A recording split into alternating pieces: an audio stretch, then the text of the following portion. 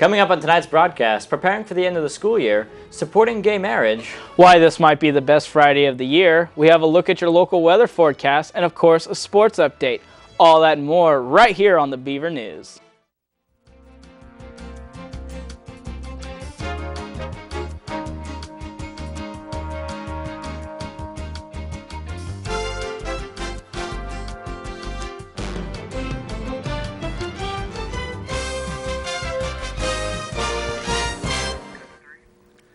I hope everyone had a great Memorial Day. Good evening and welcome to your Tuesday night edition of the Beaver News. I'm Hayden Wilcox. And I'm Joe Hedberg. Graduation is rapidly approaching, and for some students it couldn't be soon enough.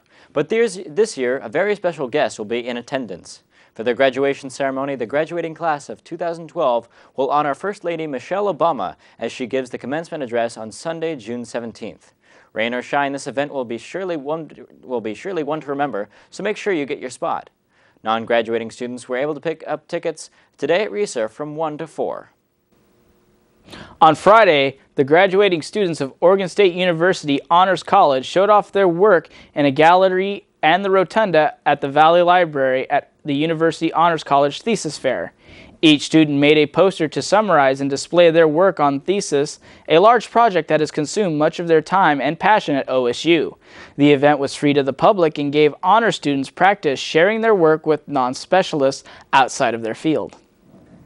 It's that time of year. Time for finals, nose to the grindstone studying, and for those of you in the dorms, time to move out. Yes, June 15th will be the final day for students living on campus dorms to pack up their things and move out. So students, make it easy on yourself and plan ahead by taking some stuff over the next few weekends so the 15th won't be such a rush. The issue of same-sex marriage sparked passions at last week's Associated Students of Oregon State University House of Representatives meeting.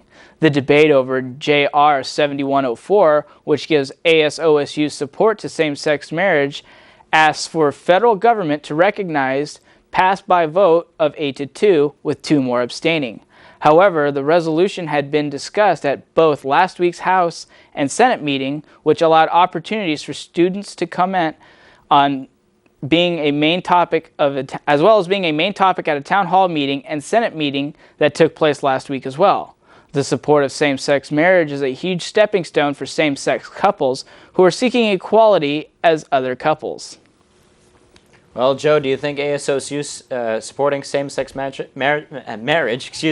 will make a difference on future policy making? I'm not quite sure, but I think it would definitely make Oregon State a well-open campus regardless of people's orientation. All right. The OSU Crops Club is getting in touch with the community for their annual Hyslop Farm Field Day. This event is taking place tomorrow at 4 at the Hyslop Farm just outside of campus.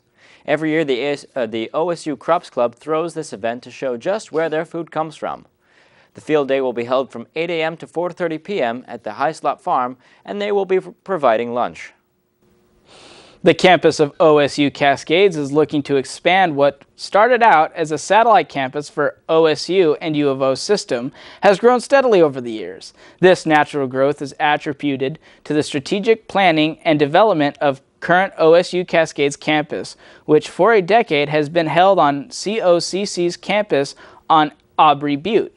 In the last year, OSU Cascades has acquired donations from generous donors like Alan and Ann Bruckner's $800,000 donation, which made possible the purchase of OSU Cascades' new Graduate and Research Center.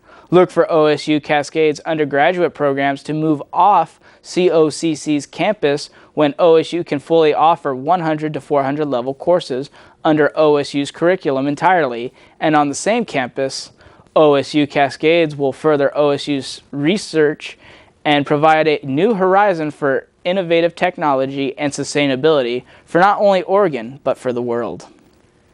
The Memorial Union has just finished allocating funding for next projects to improve the building next year. The Memorial Union will be spending over $1 million in bringing the building up to code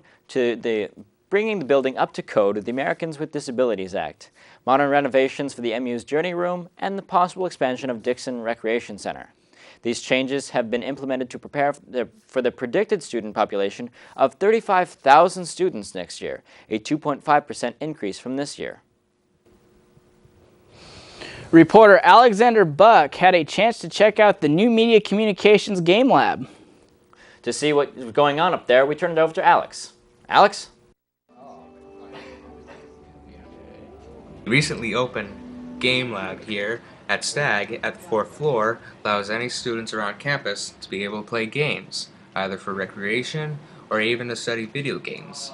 We asked Dan Felder what is cool about the Game Lab. Well, what's not cool about the Game Lab? I mean, for one thing, it's a game lab. We have on campus, for anyone who wants to show up, just a huge amount of game equipment. We've got Xbox 360s, multiple. We've got lots of Wiis. We've got PS3s. We've got a whole cabinet of games for all of them. A lot of the latest stuff, and some of the stuff that almost no one remembers anymore, but is really fun. You got people who come in and play Super Smash Bros. Melee all the time, and Animal Crossing, games from our childhood that are just, we still have them, and they're great to be able to play them again.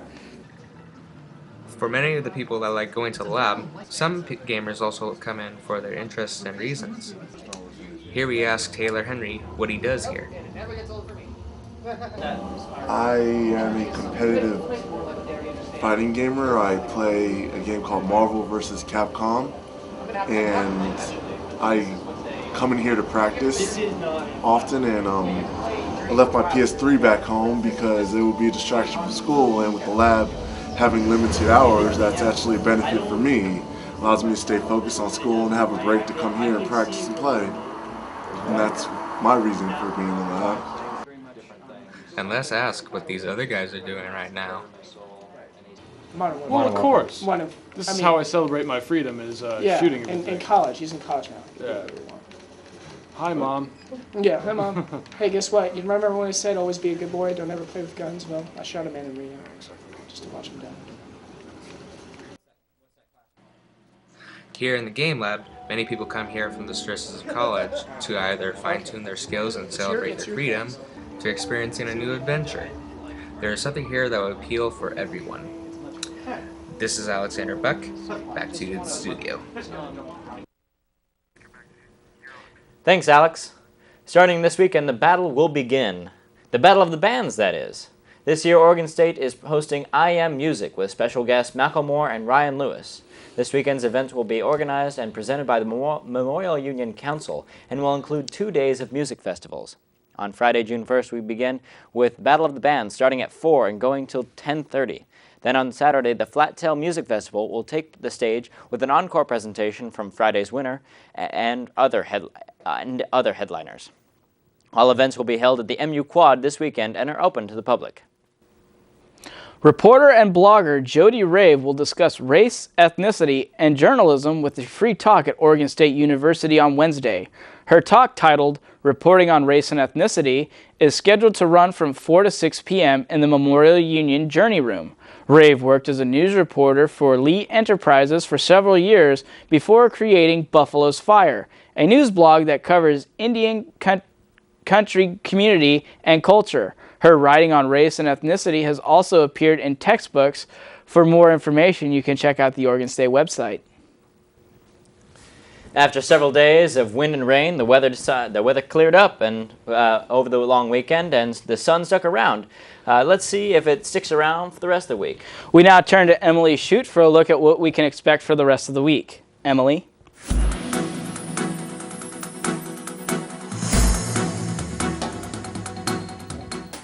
Hello Corvallis, I'm Emily Shute with your 5-day forecast. Tonight, expect to see a low of 43 degrees, followed by Wednesday with a high of 75 and a low of 52. On Thursday, there'll be a lovely high of 81 degrees and a low of 57, followed by Friday with a high of 75 and a low of 55. That leads us with Saturday with a high of 64 degrees and a low of 43 degrees. That's it for your 5-day forecast. Now back to you in the studio. Thanks, Emily. A multi-agency team of scientists has launched a project to reduce the number of whales killed from ship strikes and entanglement in fishing nets by identifying high-risk areas along the west coast of the United States. The project will involve scientists from the University of Maryland's Center for Environmental Science and the National Oceanic and Atmospheric Administration's National Marine Fisheries Service, as well as Oregon State.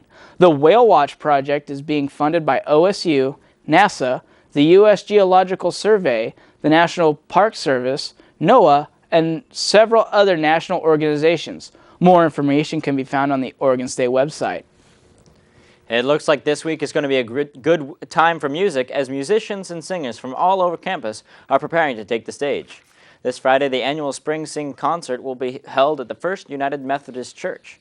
This event will include performances by OSU's singing groups Bella Voce, the Meister Singers, and the Glee Choir, and will begin at 7:30 Friday evening. Tickets are on sale now for $10, but OSU students will be able to snag a seat for free. Now it's time to turn it over to Joe for a look at tonight's sports. Joe?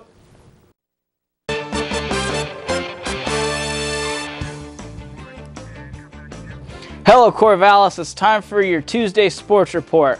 Well, congratulations are in order for the men's baseball team who are headed to Cajun country for the Baton Rouge Regional. The Beavers swept the Ducks in their final home series over the weekend. Friday's game, the Beavers fell behind early but came back in the 6th inning and won the game 7-5. Saturday was kept close, but we defeated the Ducks 3-2. And on Sunday, the Ducks were completely vanquished when the Beavers shut them out 5-0.